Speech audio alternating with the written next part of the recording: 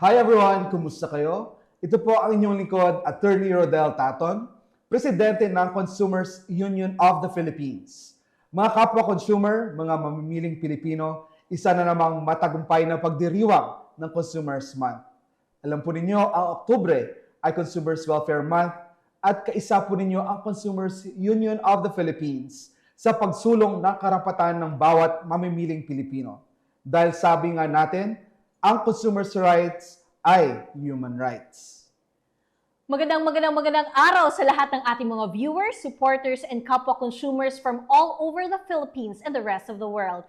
This is Attorney Vanessa, and for this year's Consumers Month na nabanggit ni Dean, the theme is Be Smart, Assert Your Consumers' Rights.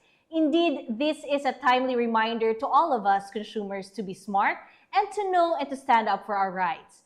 We are now live on our Facebook page, Consumers Desk, and if you miss our episodes, you may likewise catch us via our YouTube account, TikTok Consumers Desk. Welcome to our show, and we hope we will all learn a thing or two at the end of this episode. Yes, and speaking about learnings, we always educate our viewers on consumers' rights. And let me run down the consumers' right to all of you. One is the right to safety. Ang consumers ay entitled sa proteksyon laban sa mga produkto at mga proseso at mga serbisyong nakakabagabag, nakakabahala at nakakasakit sa atin, sa ating kalusugan at sa ating buhay. This includes the assurance that items like electronics, food, and pharmaceuticals meet safety standards. Pangalawa, right to be informed. Ang consumers have the right to know all the relevant information about the products and services, which includes the quality, quantity, potency, price, and possible risks. This would ensure transparency and maiiwasan natin yung pagluloko or panluloko. So, right to choose, pangatlo. This ensures that consumers have access to a variety of products and services at competitive prices, helping them make informed decisions without monopolistic restrictions. Number 4, right to be heard. Consumers should have their interests considered in the policies and to be able to lodge complaints when dissatisfied with a product or service. Right to redress, panglima. When products or services do not meet promised standards, consumers have the right to fair settlement of claims, including repairs, replacements, or refunds. Pang-anim, the right to consumer education.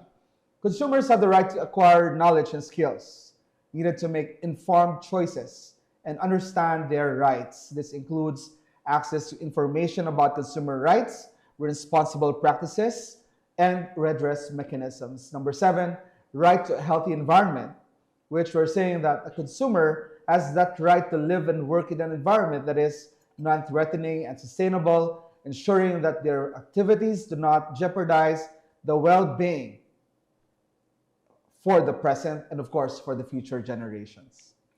Just as consumers have rights, they also bear responsibilities to ensure fair and sustainable transactions. Here are some key consumer responsibilities. Una, meron tayong responsibility to be aware. Consumers should be informed about the goods and services they intend to purchase, including understanding terms, risks, and benefits. They should research products, check labels, and seek reviews to make informed choices. Second, we have the responsibility to exercise caution. Before making purchases, consumers should read contracts, check warranties, and understand return policies. Caution helps prevent fraudulent or deceptive practices from impacting them. Pangatlo ay ang responsibility to be critical. Consumers should question the quality and necessity of the products they purchase, making sure they genuinely need or want the item. Critical thinking reduces impulse buying and encourages conscious consumerism.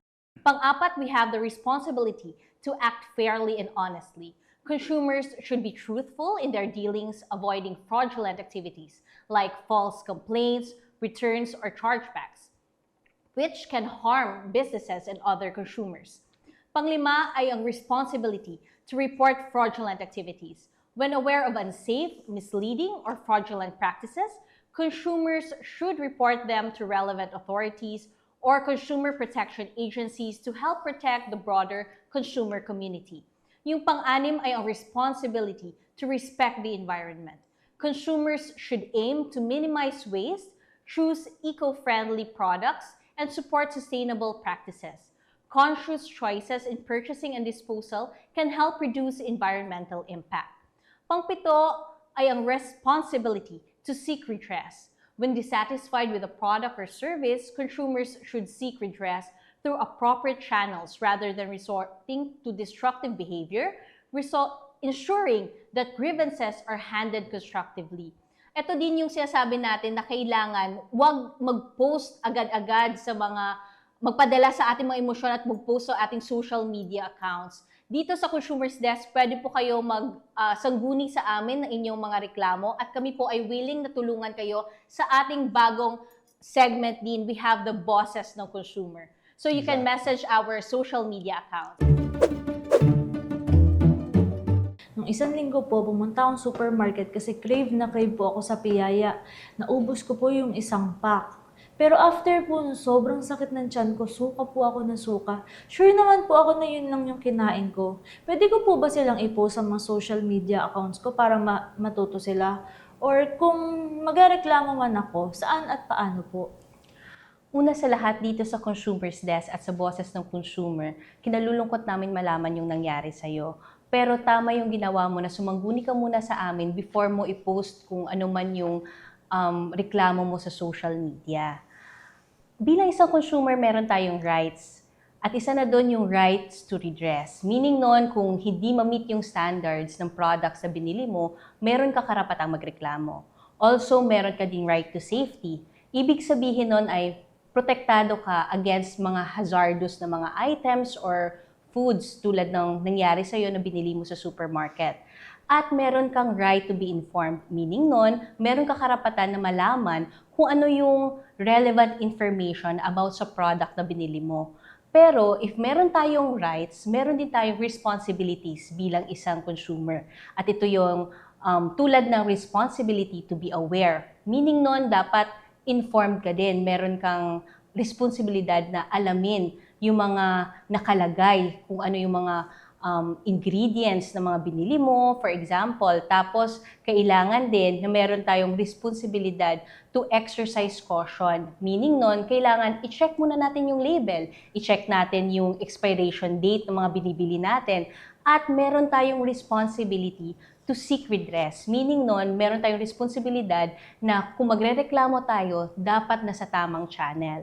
So yung tanong mo if pwede mong i-post yung supermarket dahil sa nangyari sa'yo, hindi yun dapat agad-agad ginagawa. At hindi tama yun yung una mong gagawin. Kailangan mag-seek muna ng medical attention kasi nga may naramdaman ka sakit.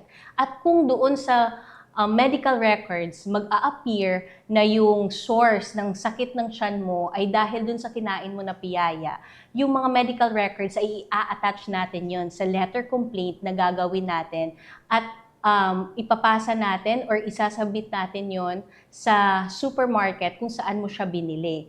Also, kailangan mag-seek tayo ng redress sa proper na channel. Again, kung saan mo binili, doon natin yun isasangguni muna sa kanila, i-inform natin sa kanila na yun nga yung nangyari sa'yo. At kung hindi nila gagawa ng paraan yung nangyari sa'yo, pwede tayong lumapit sa mga government agencies and offices. And afterwards, kung hindi talaga yun ma-resolve through mediation, pwede tayong mag-seek ng support ng kung ano man yung pwedeng remedy sa nangyari sa'yo. So sana na sagot namin ang mga katanungan mo at kami ay ulit nagpapasalamat kasi ginawa mo yung tama na sumangguni ka muna dito sa amin sa Consumers Desk or sa Boses ng Consumer. Dahil ang boses mo, boses ng consumer.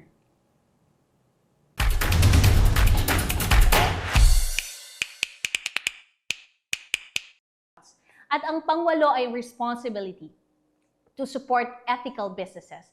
Ito yung consumers should consider the ethical practices of companies such as fair labor practices, sourcing, and social responsibility, supporting businesses that align with responsible practices. By upholding these responsibilities, consumers contribute to a fair, sustainable, and transparent marketplace that benefits everyone involved.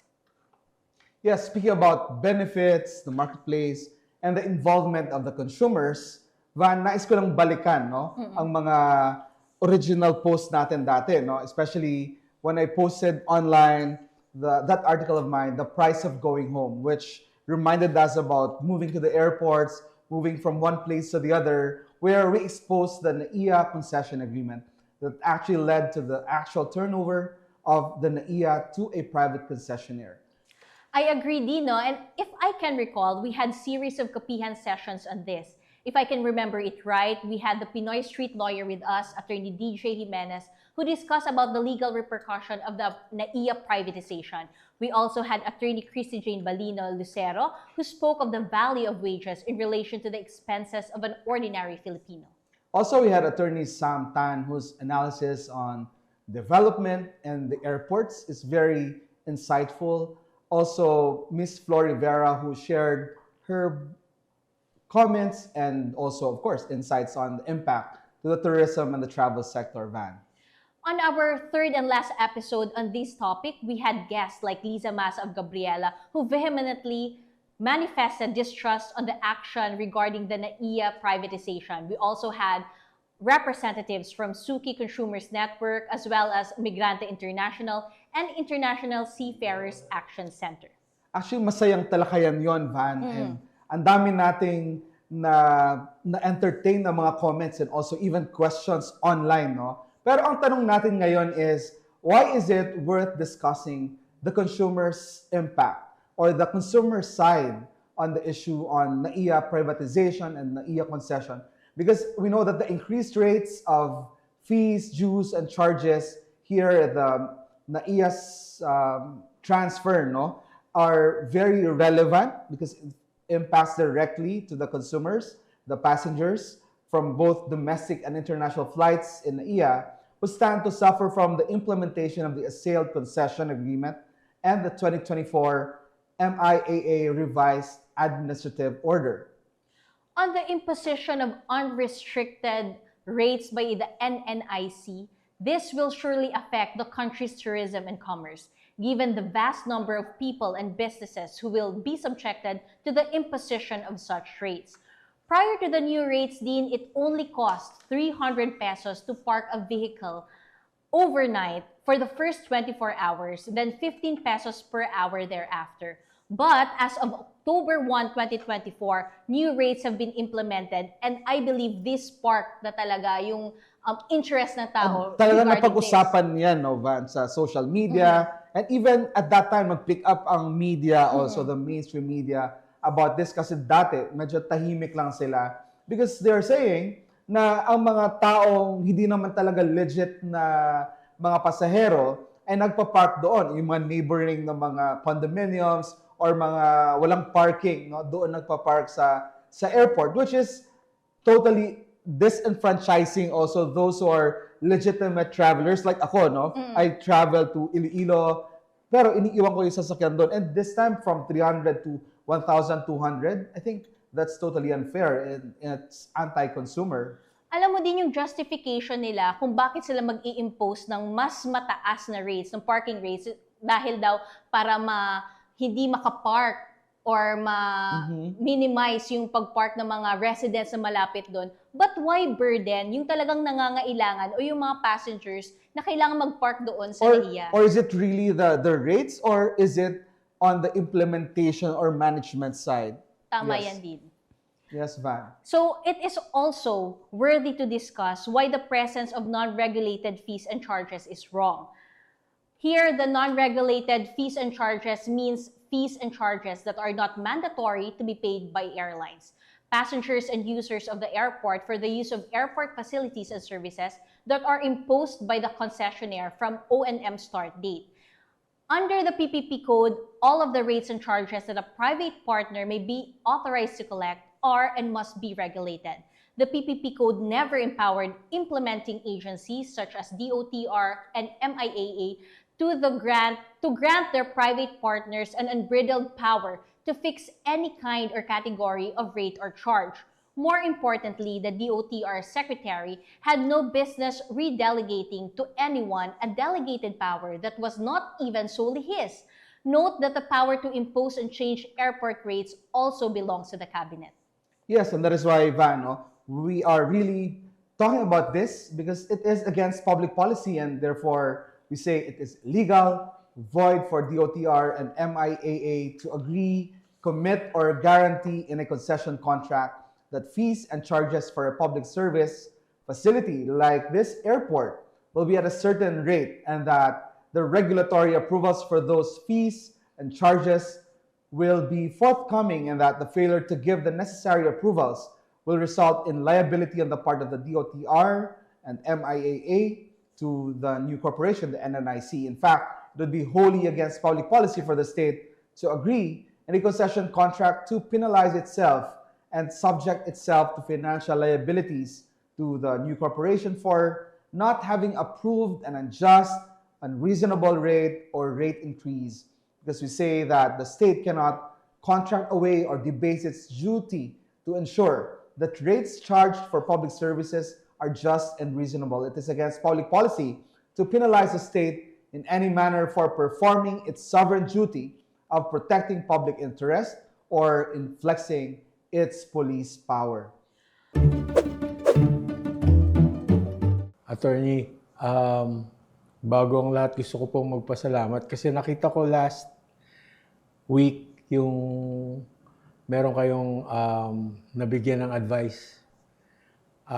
Kaya naglakas loob ako ngayon na lumapit sa inyo kasi nga nakita ko yung pagbigay niyo ng advice last week. And tungkol po ito dun sa binili kong damit bumili ako ng damit para sa anak ko. Tapos, yung pagdala ko sa bahay, nung sinusukat na, hindi pala kasya. So, nung nagkapanahon ako, pumunta ako dun sa pinagbilan ko at sinoli ko. Kaya lang, ayaw na nila i-refund. Kahit sana hindi i-refund, gusto ko sana palitan lang yung size kasi nga hindi kasya. Pero ayaw na nila kasi lumagpas na daw ng 7 days. Within 7 days daw, pagka hindi ako nagreklamo or anything, hindi na daw nila sagutin yun. Attorney, ano po ba yung karapatan ko bilang isang consumer sa ganitong klaseng usapin? Kami po dito sa Consumer's Desk at sa Boses ng Consumer ay nagpapasalamat kasi ginawa niyo po yung tamang pagsangguni sa amin. Bilang pong isang consumer, meron po kayong karapatan to redress or right to redress. Yun po yung karapatan ninyo na magreklamo pag di po nasunod yung standards ng mga binibili natin or yung mga purchases natin. Pero meron din po tayong responsibilidad bilang consumer, and that is the responsibility to exercise caution. Meaning po nun, kailangan din natin i-check yung label, i-check natin yung terms and conditions ng ating mga binibili. At dito po, dahil nga po lagpas na ng 7 days, based po doon sa terms and conditions sa pagbili ninyo ng damit, ay meron po silang no return, no exchange policy na. Kumbaga, hindi nyo na po pwedeng i-exercise yung right po ninyo na mag-redress o magreklamo dahil po lagpas na po yung sa period na allowed lang. Ito po ay para i-prevent din yung abuse para sa mga rights din ng business owners. Kasi kailangan din po nating protektahan, hindi lang po yung rights ng consumers, pero pati din po yung rights ng mga business owners po natin dahil we have to maintain balance sa ating economy. Kaya sana po nasagot po namin yung mga tanong mo regarding po sa nangyari po sa inyo. Kasi dito po sa Consumer's Desk, yung boses mo, boses ng consumer.